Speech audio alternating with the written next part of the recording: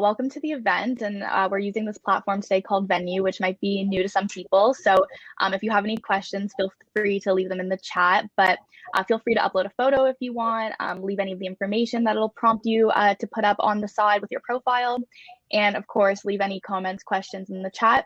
Also, you'll see that there's some emojis on the side here, and feel free to send them throughout the event if you feel like you want to, and we hope you all enjoy. So just to get started, I just want to welcome everyone to our last event of the semester with Hawks Beyond Borders.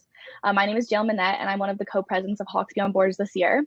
We're so glad to have you all here. So for anyone who's new to our club, we're a Laurier campus organization that's focused on raising awareness about health issues here and abroad. And over the past year, like most people, we've had to pivot to create virtual events with an increased focus on COVID-19, as it's become the most pressing health issue that we've all had to face head on. So for this reason, we're really excited to be bringing you this event today. So hi everyone, my name is Jessica and I'm also the co-president of Hawks Beyond Borders. I'd like to thank you all so much for joining us today for our final event of the year. We're really excited to have you here for a conversation with Dr. Lennox Huang, and we'll be discussing many pressing topics such as COVID-19 and children's health. And as Jayla mentioned, we invite you all to leave any questions or thoughts you may have in the chat box below, and we will address these towards the end. Thank you all for coming, and we hope you enjoy. So now just to give a bit of an introduction about our speaker that we're really excited to have with us today. So Dr. Lennox Huang is the Chief Medical Officer and Vice President for Medical and Academic Affairs at SickKids, and he co-chairs the hospital's Medical Advisory, Quality Management, and Clinical Operations Committees. At a regional level, Dr. Huang co-chairs the Toronto Academic Health Science Network Medical Affairs Committee and co-leads the TAHSN Escalation of Care Task Force. Dr. Huang is a staff physician in the Pediatric Critical Care Unit at SickKids and holds the rank of Associate Professor in the Department of Pediatrics at the University of Toronto, as well as Associate Clinical Professor of Pediatrics at McMaster University. So now we'd like to invite Dr. Huang to join us and start our conversation. Hi, everyone. Thank you, Jalen. Thank you, Jessica. It's really fantastic to be here. It's not often that I get a chance to connect with people at undergraduate levels and graduate levels in universities. A lot of times, my day is filled with Teams meetings, Zoom meetings, caring for kids, and really, especially the past year, anything and everything having to do with COVID. So it's kind of nice to have a bit of a break in the day to be able to talk about bigger things, share some of my personal experiences, and also reflect a little bit on perhaps where I've come through my career and thinking back to when I was a university student, which feels like a long time ago, probably is really a long time ago, and reflect on where the future is for healthcare. I might just add a color commentary because I think a lot of times with these introductions, you get a lot of acronyms. You get a whole jumble of letters, and people go, "So what exactly does that mean? And what exactly do you do?" So, from a clinical perspective, so my doctor side of my job, I'm a pediatrician by training, and I care for kids primarily in the pediatric intensive care unit. So these are the sickest kids possible. So there's kids who have serious infections, children who've had incredible surgeries ranging from transplants to life-saving surgeries to big orthopedic surgeries as well, children who might have cancer, life-threatening infections, and the whole gamut. And it starts from when they're an infant, so really from when they're born, all the way up to 18. And we do care for they're not kids anymore, but we care for young adults as well. So we do have young adults coming through our intensive care unit on a regular basis in their early 20s at times, because the sort of surgeries that we do here at SickKids might have to do with that sort of a population. And if some of you have been watching the news, you may have seen that just recently, in fact, as of today, we've opened up a dedicated 8 beds to care for adults affected with COVID. So that's actually a huge amount of my past week, And the team's past week has been dedicated to trying to figure out how do we get that sort of thing launched. So that's sort of the doctor side of things that I do, and I've been doing it for a little while now. I was previously a McMaster, and I did some of my training in the States, although, and then before that, I was here in Toronto for medical school. The word jumble side of things is a whole other aspect to my job that's very different from being a doctor. And a lot of it has to do with quality, safety, trying to make sure that families and children and patients get the right sort of care at a hospital level, and that the care is safe, it's at the highest quality possible. We also have an element of strategy, so we're trying to plan ahead. So if we only focus on the day-to-day, then we're missing the boat for what's coming tomorrow, what's coming for the future. So there is a chunk of what I do that looks to the future, and sometimes it's only a few months into the future, and other times it's years and decades into the future. And I'm happy to chat a little bit about that as we think about the vision for what I think might lie ahead for healthcare. And then finally, some of what I do through my role is connect with my counterparts at other hospitals. So currently, through the pandemic, I lead a table of similar level vice presidents, chiefs of hospitals, where we've been coordinating how best to make sure that, especially at the physician level, at the doctor level, all the care is coordinated and that we're able to care for whatever the pandemic brings us. So that's a loose translation of the word jumble of what I currently do and what I have been doing. So maybe I'll hand it over to you and go ahead and ask away for questions. And I'm happy to, if I think I can see the regular chat too. So if there's questions in the chat and that get brought up stage, I'll glance over time to time and happy to answer those too. Okay, great. So we'll get into our discussion, and I think that there's definitely a lot of really interesting stuff we can talk about from all the different areas you said that you're involved in. So the first thing we want to talk about is over the past year, hospitals across Canada have faced a variety of unexpected challenges due to the pandemic. And so we want to ask a bit about some of the unique obstacles that you've experienced specifically working in a children's hospital. Yeah, so there's that's a fantastic question. So I can remember a little over a year ago, so about 15 months ago, I was at a conference in San Diego, and at that conference is sort of when we first heard about Seattle getting their first patient that was COVID positive, and I thought, oh, so this isn't something that's just going to be in China. We knew that there was a new coronavirus in China, and our team here that monitors that sort of things that actually alerted that to us back when the first early reports were breaking out of Wuhan. We didn't think it was going to be a problem. We thought at most it might be some travelers, and it would be really restricted. So we first heard about that Seattle patient. Then I remember hearing next Sunnybrook had their patient. So one of the first patients in Canada arrived there. And thought, okay, well, we better start thinking a little bit more. And as we started pulling people together, we said, wait a minute, we've had experience with this before. We had experience with SARS a while back in around 2000. And it's time to dust off our old plans. It's time to think about what else we need to encounter and what we might encounter, what we have to prepare for. And the very first couple of challenges that hit us was first around personal protective equipment. There was a lot of confusion. People really didn't know, and you probably remember this. We didn't really know how it spread. We thought it spread like all other viruses of this sort, which was droplet, and that you didn't need to have certain types of masks, and it didn't make sense to wear masks all the time. So early on, there was a lot of prep work done on making sure that we had all of the right personal protective equipment. The second thing that we bumped up into was this was starting to come as the months went by into March break. And you know how important March break is to people, right? If you think back when you're in high school and grade school, March break is so important, and people make travel plans, families make travel plans. And this is exactly the population that we were a little bit worried about. And so we had to make the call to tell everybody, all of the doctors and nurses internally, cancel your travel plans, stay at home. And this was, so we were one of the first hospitals to do this. I remember I drafted the email myself sent it out, and boy, people weren't happy about that, because I don't think we really realized just how serious things were. So some of the problems that we faced were, in fact, the problems that everybody faced at every hospital. The things that were a bit more unique to child health didn't appear until a little bit later on, because we weren't quite sure. It wasn't until about a handful of months into the pandemic that we knew that kids weren't as severely affected. And it wasn't until a few more months after that that we knew that, wait a minute, they weren't, but yet they were. There's this unique syndrome that they can get called MIS-C, which is an inflammatory condition that uniquely affects kids.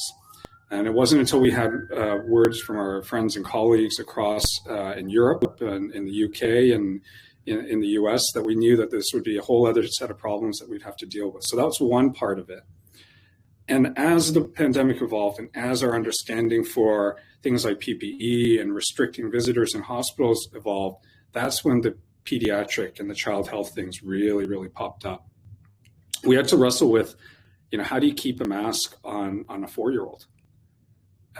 If you've got siblings or you're close to young kids at any time, sometimes it's really impossible to get them to do anything. And yet at the same time, people started realizing these are the kids are running around everywhere in a hospital usually. And not the ones who are sick, but their siblings. Then we had to wrestle with the idea of visitors, because in adult hospitals, they clamped down on all the visitors. They wanted as few people in the hospitals as possible. And, you can't leave a 7-year-old alone in the hospital. You can't leave a toddler or an infant alone in the hospital. They need their family, and the family is really important for healing. So these were some of the things that started popping up and we started having to wrestle with. And then the most recent thing that's come up that we had thought of early on, but really hadn't materialized until now, is if the system is so burdened with COVID, then we're going to have to pitch in and help in areas that we're not usually helping in, and that's caring for adult patients. So that's been our most recent hurdle, is how do you get part of the hospital to be able to tackle the care of really, really big kids, right? And some of us are used to doing that, and some of our hospital is not used to doing that. And how do we do that without compromising the care for kids? Yeah, so that definitely, there's a lot of obstacles there that I'm sure really differ just being in the children's setting. And then, of course, as you mentioned now, moving the care to adults care, that's definitely something I'm sure you could have never seen coming 2 years ago from now. So another question, just to follow up on that I'd like to ask is, we're hearing a lot in this third wave of the pandemic that this is really hitting younger people harder. It's been a big headline in the news. So are you seeing that reflected in the hospital, or what are your thoughts on that and that sort of narrative that we've been hearing a lot about young people getting hardest hit now? Yeah, we are seeing that. So I'm an intensive care doctor by training and by practice, and we also see the reports for critical. So we're part of a broader department at U of T of an integrated department of critical care, and so we have colleagues that do critical care across every single one of the hospitals in the GTA. Every day I get a report that tells me how many patients are with COVID are in the hospitals across all of Ontario. And we, on a weekly or every couple of days, we get reports on what these patients look like in terms of the ages and who's affected. So for the first and second waves, it was mainly the elderly. So the first wave in particular, the long-term care homes were just absolutely decimated, and it was really terrible. And for the second wave as well, that's really what you start to see. People who were 60 years and above, 70 years and above were really most at risk. And the people who were getting COVID and being affected and symptomatic with it tended to be elderly people. It's completely different now. So it's now shifted about 10, 15 years younger, if not more. And the people who are in the intensive care units currently are people ranging from the ages of 20 to 60. And so we are seeing it spread amongst younger people a lot more. And amongst kids, what we're seeing is it's also spreading a little bit more. So we see the rates of COVID in schools and high schools, elementary schools, things like that. It really wasn't an issue for the first and second waves. The spread was not that high, and in part because it was a different variant back then. It was the original variant of the COVID virus.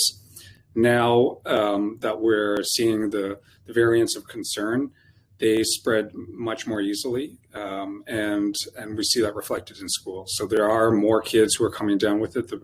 Now that we're testing a little bit more in schools, including asymptomatic kids, we're seeing a lot more affected. And this would be reflected in universities too. Okay, well, thank you so much. We'll move on to the next topic. And so for this question, so working in children's health is already such a uniquely emotional experience, which no doubt has become even more difficult over the past year. So do you mind elaborating on how you personally dealt with your job's emotional burden with the additional stressor of COVID? Yeah, so that's a great question, Jessica. It's you can't underestimate the potential for the impact of this on the human impact on the frontline care providers. And maybe what I can do is I'll share a couple of stories around this, and I'll bring it back to COVID in a second. So when I first started training for critical care, I had already finished my pediatric residency, so I was a full-fledged pediatrician, semi-full-fledged pediatrician, at least licensed to practice pediatrics. And I was in, at that time, I was like my mid-20s is how old I was. And I went into critical care training right after that. My first month of working in the pediatric intensive care unit, and this was in the United States, I was the main fellow, so that's the next level of training. You go from residency to fellowship.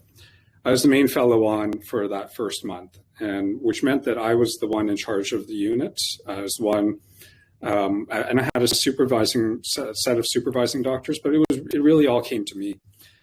In that 1 month, there were 11 children who died, and that were all within my care, the team's care. And you were just so busy at that time that you just would go one patient to another, to another, to another. It wasn't until about a couple of years later that it really hit me. Right? You had time to pause and reflect and digest, and you're never quite sure when it's going to hit you. But you realize that's just bonkers. It's absolutely crazy. 11 lives lost, 11 families completely gutted. And that's a huge number in a relatively short period of time for somebody who's pretty young at the time and maybe not fully emotionally prepared for it. And then you fast forward a little bit more, and I think about, by now I've cared for lots of families and lots of really sad, tragic cases, and seen, the full range of suffering. But it's balanced out by, for the most part, really incredibly positive stories of recovery. So you see kids who are at the brink of death recover and walk out of the hospital, and the families come back and they send you pictures, and you see what a positive effect you have. So by now I've seen quite a lot, and even with that, every so often there's a family, there's a story, there's a child that just touches you really deeply, and you kind of carry that with you. And COVID's no different. So the thing with COVID now is, in the pediatric realm, it's harder for the families because they're coming in already stressed. So not only do they have a child who's really, really ill, they're trying to deal with maybe not having a job, maybe having lost other family members.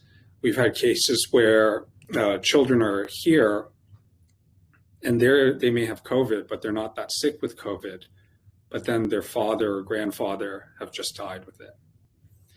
And I saw a story recently where they estimate in the US there's something like, it was either 40 or 80,000 children who are orphaned, lost a parent because of COVID.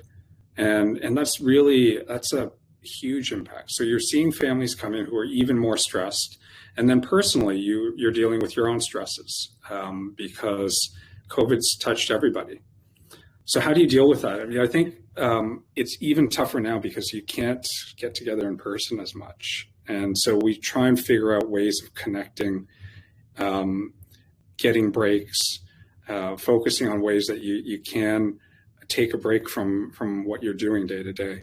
So for me personally, it's I've got a family with young kids. You can sort of see from a few years back, pictures of my kids on my wall. Spending time with family is really important.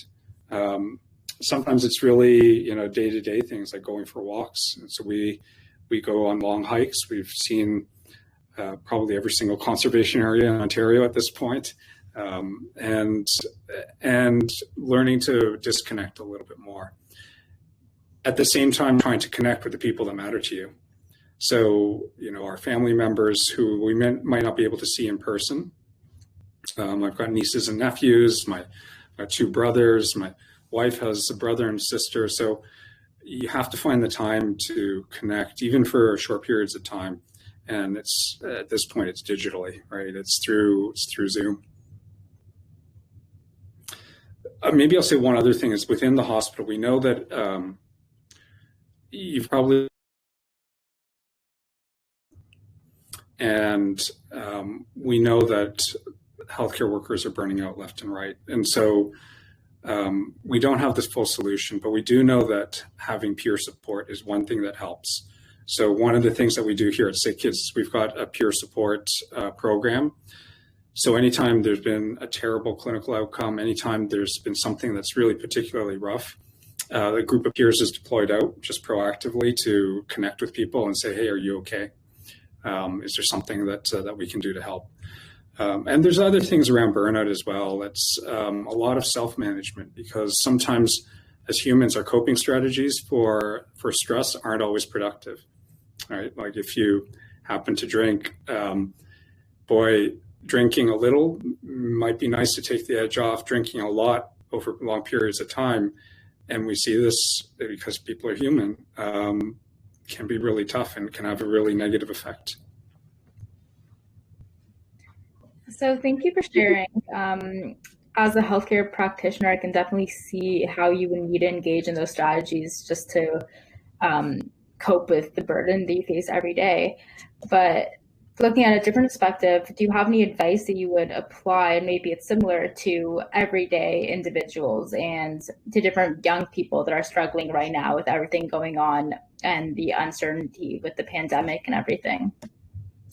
Yeah, it's tough because I think everybody's individual situation is a bit different. And I think what we know about stress and burnout is that if your basic needs aren't taken care of, then, doing yoga, meditating, and things like that oftentimes isn't particularly helpful. So part of what any strategy for self-care has to start with the basic needs, which means getting good sleep, regular sleep. And sometimes I appreciate that's tough with stress, but that's one part of it.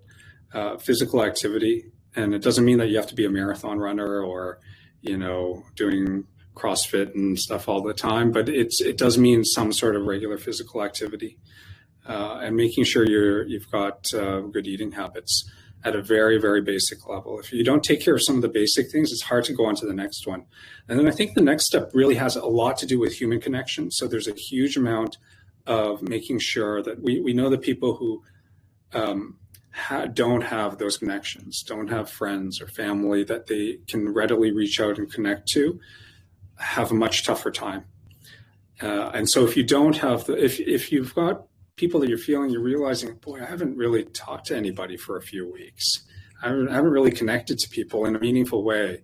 And I don't mean like, Facebook, TikTok connections. I mean, real face-to-face or via, through Zoom or other connections, then try and cultivate those relationships, because that's really important. And then the final thing is everything else. So there is a certain thing around, getting your mind focused, appreciating that things are bad, but then getting your mind focused on knowing that it's not always going to be that way. because it's not. Like the vaccines are going to roll out, things are going to change, things will open back up. There's a lot of reason for optimism down the road. For those who are looking for jobs, there will be jobs at one point or another. And life's going to look different than it looks right now in the pandemic. It's pretty easy, a bit more than a year in to think that this is how it's going to be forever. And I can assure everybody it's not going to be this way forever. Well, that's definitely great to hear. And I think that's a lot of advice that a lot of people can really take to heart. And we're starting to see sort of that glimmer of hope at the end of all of this. And with looking that way and looking towards the future, as a club, our club Hawks Beyond Borders is really focused on raising awareness about global health issues. So a lot of our members are people who aspire to pursue careers in healthcare. So with that, do you have any advice you would give to students who are entering a health profession in these very uncertain and changing times? Or what advice would you give to your younger self, knowing what you know now about how things have really changed in the healthcare sector over the last little bit? Yeah, it's a great question. I think we're going to enter into a period where there's a lot of interest in being in healthcare, because and for a couple of different reasons. I think there's the whole heroism side of things that's come up through the pandemic. There's the fact that for people in healthcare during the pandemic, that's been one of the most stable jobs out there. There's no shortage of jobs for people in healthcare at this time. And I think there's going to be expanded needs. So as population grows, as things change, there's always going to be a need for somebody to be working in healthcare. So it's a great area to be looking into, and I think that's the first thing I would say. Whether you're thinking about being a doctor, a technician, a nurse, respiratory therapist, whatever it is, or something that may be a little less traditional. So I've had lots of conversations with people who are saying, I don't want to be a doctor or a nurse or something like that. I'm going to be an engineer, or I'm in law, or I'm in IT, but I want to contribute to health in some way. So I think there's going to be a ton of opportunities down the road for that. What kind of advice would I give? Well, I think being curious is always a good thing, right? Like there's being curious and being flexible around thinking of where things might be. Healthcare, to give you an idea, I entered into this 7-year med program out of high school where I was guaranteed into med school. And I didn't stick in the same program. I left the program. I started off with a psychology degree, and then I kind of left and then went into med school here in Toronto. I had no idea what I was getting into.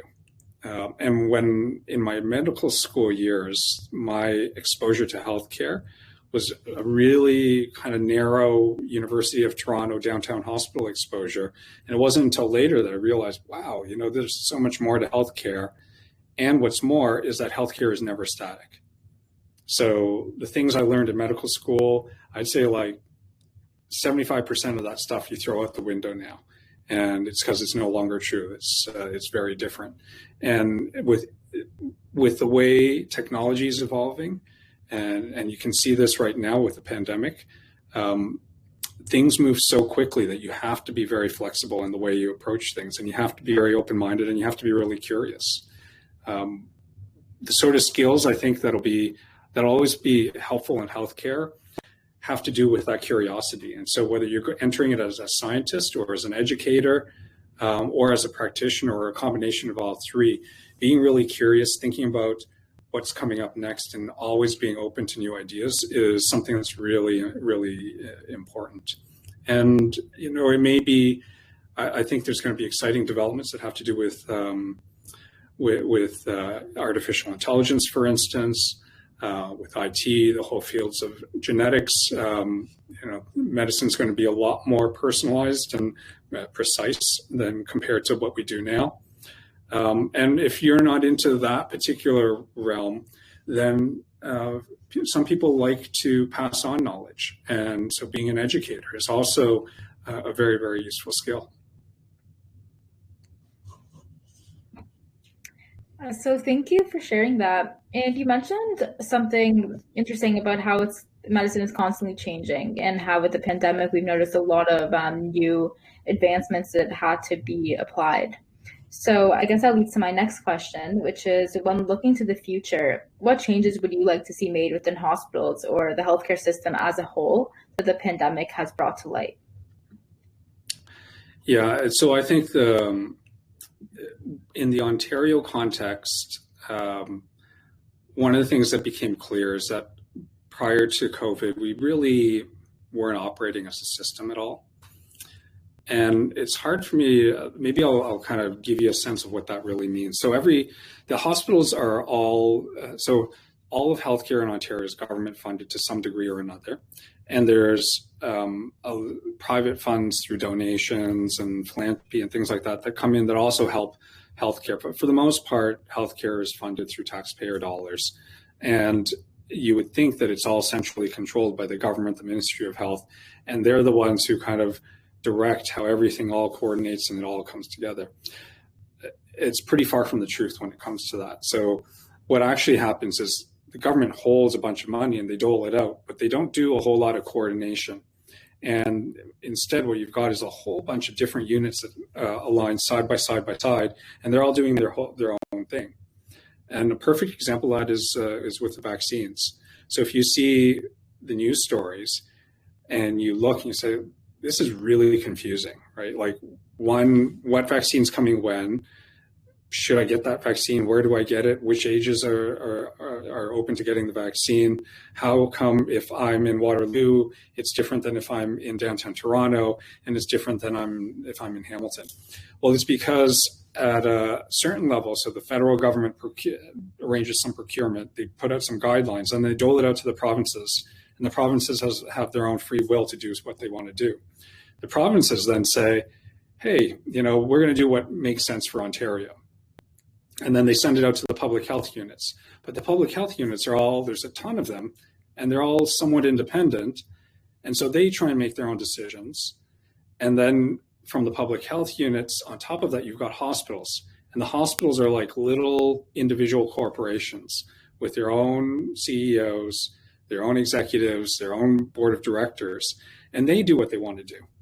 And so this is, it's fine sometimes on a one-on-one level if you're a patient coming through and you need to have an operation done at a hospital. Generally, you're going to get really good care.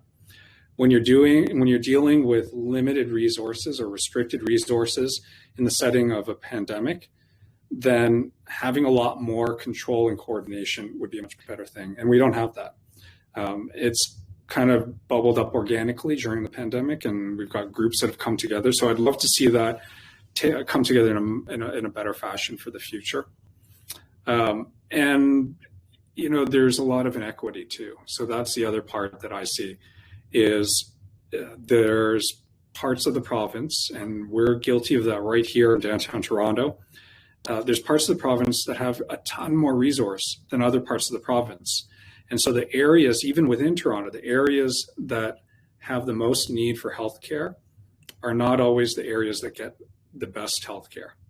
And again, you see that with the vaccines. So if you live in Moore Park or Rosedale within Toronto, or Forest Hill, very, very nice neighborhoods, big houses, people with money, you've got a higher chance of having gotten the vaccine already. Almost eightfold compared to if you live at Jane and Finch, or even right beside Rosedale. So there's areas, Thorncliffe Park, which is right beside Rosedale. Lots of immigrant population, really poor people, huge burden of COVID, and really low levels of vaccination. So I think one of the things for the future, we're saying that we're really, we're socialized with medicine, which is meant to be care that promotes the best population health. Then we've got to iron out all of these inequities in the system. For sure. And I think that as university students, a lot of us have started to learn more and more about that because it's become a lot more pressing. And it's definitely something that is going to be a really pressing issue in the healthcare system looking ahead to the next 10 or 20 years. So just a final question that we'd like to ask. We've been seeing a lot, there's been an influx of information about health in the news over the past year, and people who would normally never take the time to learn about things like vaccines and how viruses work are becoming increasingly informed from whatever news sources they are getting their information from about what's going on. And with that increase in information, there's been a bit of polarization with the opinions people have about what's going on with their health and what they're hearing in the news. So we're wondering, in your experiences, how have you had to deal with that sort of in having to defend science or in having to communicate with people who have very strong opinions about what's going on, and just a bit more about your experiences with that, because I think that's something a lot of people are finding interesting and not sure how to approach. Yeah. It's so I'll say first off that we have a better time of it in Canada than our friends and colleagues in the States, and I have family in the States as well. It's so much more polarized and so much more rooted in your political ideology there, and almost impossible to shift people off of those opinions in a lot of cases there. So in Canada, it's a little bit better, but you're right. It is. There are examples of being really polarized, and we see that with the anti-mask, anti-vaccine protests. On a personal level, I was walking my daughter to school just about a month and a bit ago, and everywhere through the neighborhood were anti-mask, anti-vaccine posters that somebody had put up overnight. And so I spent a chunk of my morning taking them all down. And these were, in some cases, really offensive posters, things that basically drew an analogy between doctors and healthcare and Nazis. And so it's out there. One of the things is that there's social media platforms that are really ideally suited to promoting disinformation.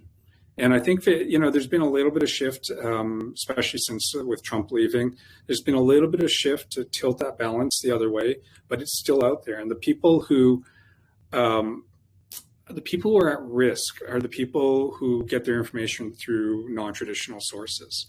And if you've got a peer group that believes a certain thing, whether it's Facebook or something else, is built to and designed to amplify those opinions. And that's all you tend to see on your feed.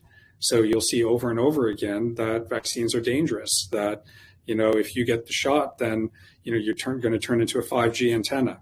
And that's really tough to see. And the simultaneous thing, I think, on the science side of things is that scientists and doctors oftentimes are really poor at communicating information to the people who really need it. So we have a belief, we've been trained in a certain way to say, if we put up all these fancy graphs and statistics and everything else and show the studies, people will follow that logic and believe what we're saying. And it doesn't always work that way. It's actually a combination of story, peer influence, as well as the data. And so on the science side of things, we have to evolve a little bit. We have to evolve so that we're telling the stories in the right ways to the right people and getting that word out there. And one of the other things that's really, works to our detriment is if you're a scientist, the whole point of what we do is to question things. And so nothing's ever going to be 100%. And the nature of science is that you always have to have hypotheses that you're testing over and over again. The problem with that is that plays out in the public realm and in social media as we don't know what we're doing or we're unsure of ourselves. And it sets us up to be easy targets when we're dealing with people who are launching campaigns against vaccination, against masking. So I don't have an easy solution other than bit by bit to try and influence not the core non-believers, but the people at the edges. So there's the people, and I have family members who are like this, who will get information through other sources. They say, but I heard this and this. And those are the exact people that what you don't want is you don't want to dismiss them as kooks. You don't want to say that they don't know what they're talking about. You actually want to engage in a conversation and engage in a conversation that mixes story, peer influence, as well as the science all together. Well, that's definitely a really interesting way to look at it, and hopefully something that a lot of people can apply, especially the people in their own lives who might be questioning things like this to them. And for anybody watching, maybe this can give you some insight on how to approach those more complicated conversations and hopefully engage in a dialogue with people as opposed to dismissing them, as that definitely seems to be the way to a more informed conclusion. So that actually takes us to our last question here. So first of all, thank you so much for all of your really insightful answers and information. I know for myself, as somebody living through all of this, it's really interesting and great to hear. And I'm sure that many people in the audience would feel the same. And at this point, I would like to open it up. If anybody has any questions that they want to leave in the chat box, please feel free to do so, or any comments or things that they would like to share. But just again, thank you so much, Dr. Huang, for being here today and for speaking with all of us. We really appreciate it. Yeah, I would like to thank you so much. I'll be sure to, everything you said was very impactful and things that I would like to apply to my own daily life and whenever encountering those type of interactions with people. It's definitely something I can apply, and I'm sure many of us feel the same way. So thank you so much for sharing your thoughts and for spending this afternoon with us. Well, it's really my pleasure. And, I always enjoy speaking with people who are going to be the future, right? So one of the things to realize is sometimes you get older folks like myself, and I know that my kids tell me that I'm old, up here talking, and we seem very authoritative and we seem to have all the answers and know what's going on. The reality is that all of you are the future. And so, the future lies in all of your hands, and you've got the ability to really influence that, and never underestimate that. Well, yeah, that's definitely some really important words that hopefully everybody listening can take to heart. And we really appreciate having the opportunity to engage in this conversation through people who are in the science field and doctors, and to have that conversation at the university student level. So I know that there's a lot that I think that people can really take away from this. So thank you. Thank you so much. It's been my pleasure. So let me just take a look here. It looks like lots of thank yous.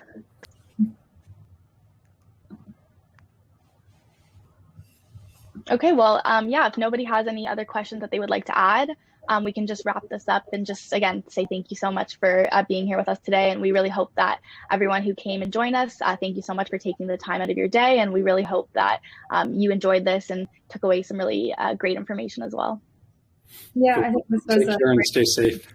Thank you. It was a great way to end the semester. Our last event, it was definitely something that we'll all remember. So thank you, everyone, for joining us. Bye-bye. Okay. Bye. Great. Thanks so much. Thank you.